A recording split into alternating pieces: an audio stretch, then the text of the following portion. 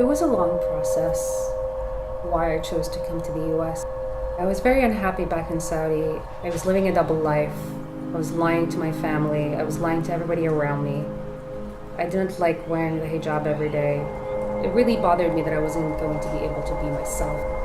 And so I left, and I honestly don't regret it. So my journey leaving religion started when I was around high school. It was the year I decided, you know what, I'm gonna be more religious.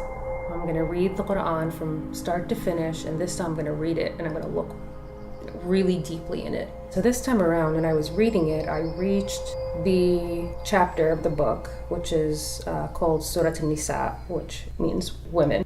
And then you reach the area or the verse that speaks about how the men are the rulers of women, then goes on to discuss what to do when your wife is disobedient. But the contrast was huge, whereas a disobedient wife is disciplined using, different methods. A disobedient husband is not disciplined at all. If anything, the woman gives up part of her rights, so her husband goes back to her. I was very troubled by this, so I went to my mother and I asked her about it, and I asked her why there's a difference.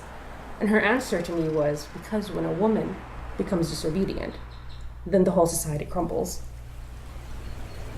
The hijab to me represents everything that I couldn't do when I was a kid.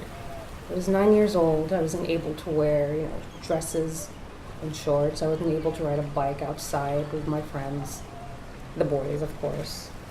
I wasn't able to go into the water and swim with my brothers and my, the other kids. To me, it really does represent everything that I wasn't able to do when I was a kid. I don't think it's empowering. To some people, I guess, when they choose to wear it and they feel like the whole world is against them or the whole world is telling them that this thing is oppressive, but they don't think it's oppressive because they chose to wear it. But they're also completely disregarding other people like me, like many in the Muslim world, in Saudi Arabia and Iran, and not just those countries, people here in the US and Canada that have very religious families that tell their children, you won't be my daughter anymore if you take off your hijab, or you're not welcome in my home. I never thought it was empowering.